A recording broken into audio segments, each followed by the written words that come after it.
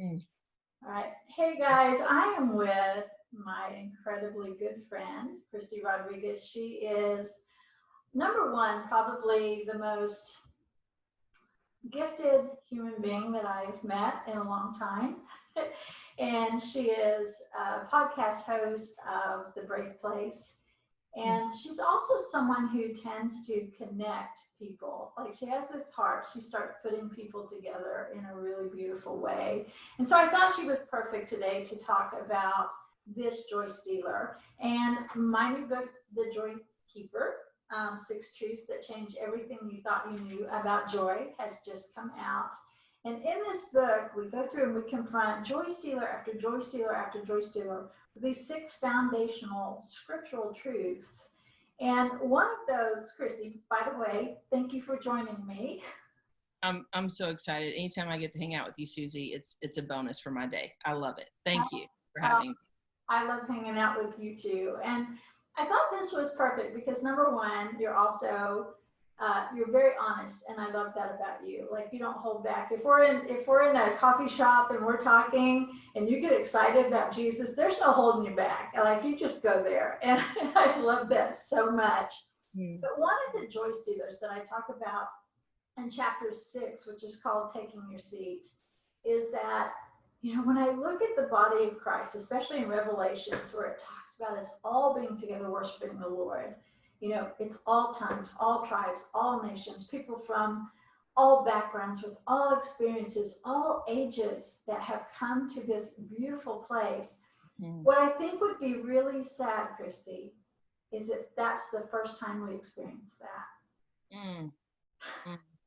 Yeah, no, I'm with you. That's meant for here. That's meant for here. And one of the joy stealers can take place when the Lord begins to extend us this sweet invitation to be or do anything, and we start disqualifying ourselves even as he's extending the invitation. So that's a joy stealer. Now the truth is that God has a seat for us. We are all called. We are all part of the Great Commission. We are all called, and when I say that, that immediately goes down the ministry road. I'll tell you this, growing up the way that I did, I had to accept the fact that I could be a good mom. I remember the invitation to understand that my life had value. I remember invitation to step out of my comfort zone and to think that somehow with my background, Jesus had put in me the heart to be a Bible teacher.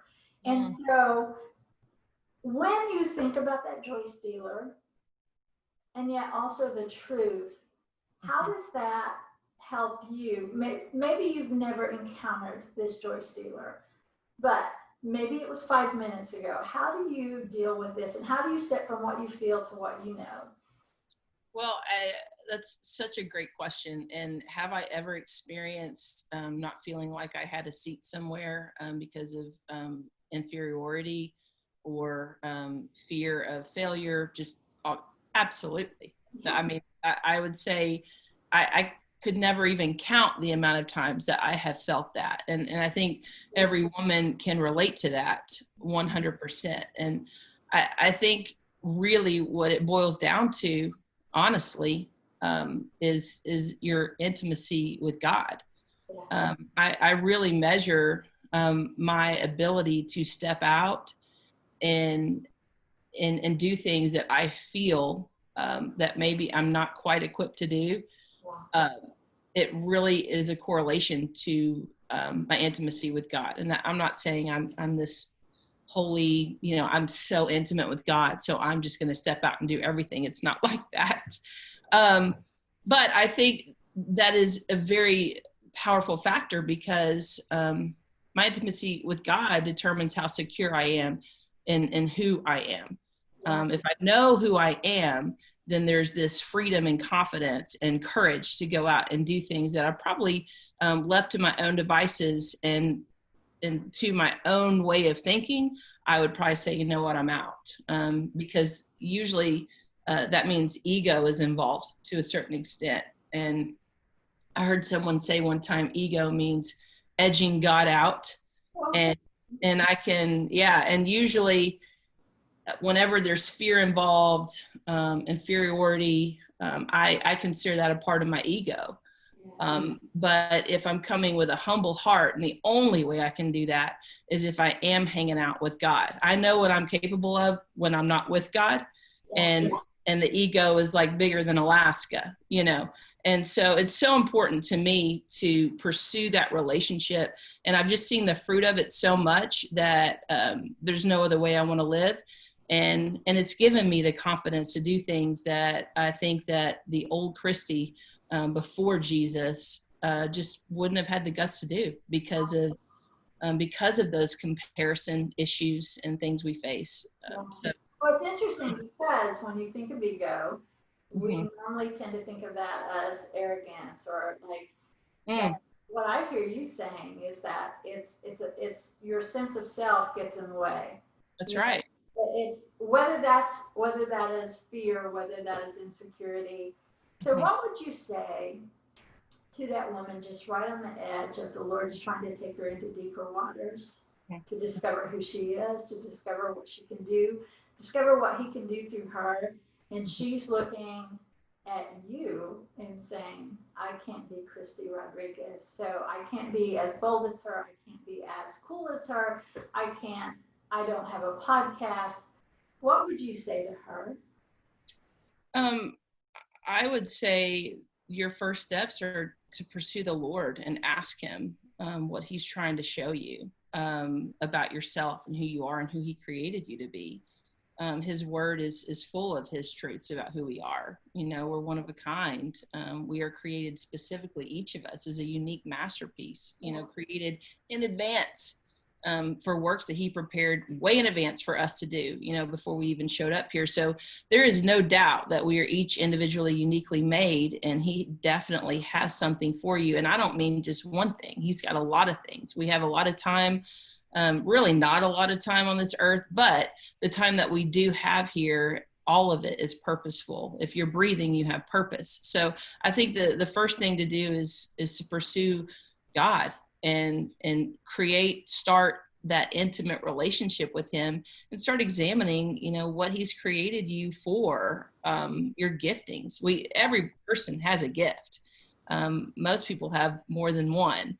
But every person has something that God has created you to do, and you probably know what that is. And I think at the end of the day, what matters most is not what man thinks about you, but what God thinks about you. And if you can live in that place, really the sky's the limit for you.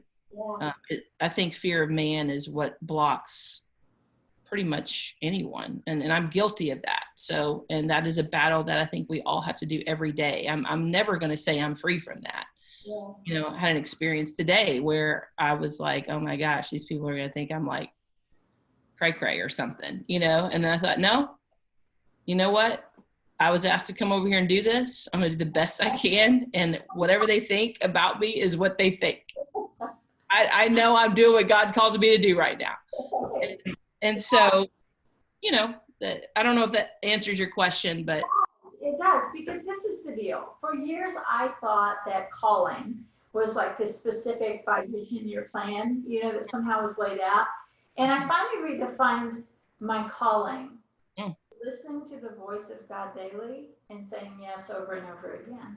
Because this is still my 5-year, 10-year plan never looks like it. And it doesn't mean that we can't plan.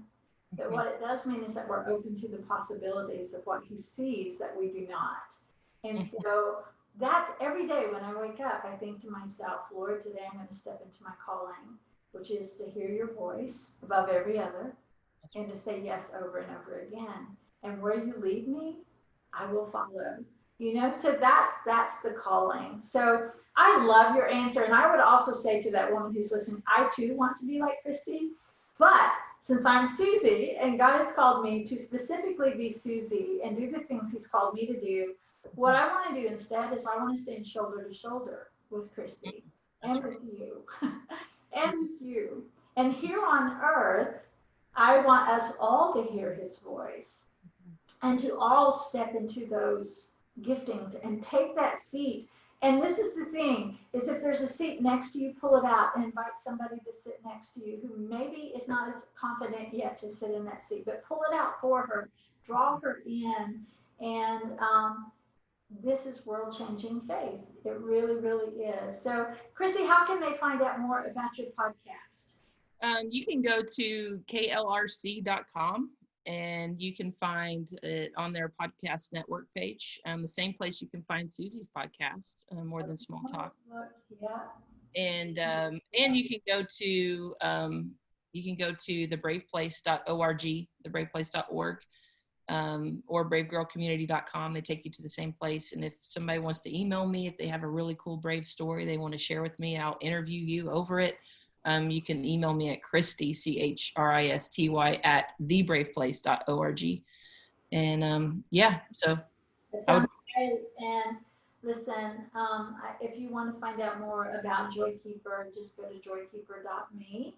And Christy has read the book. She lives the book. She's joy personified. So awesome. Yeah. let's live a life marked by joy.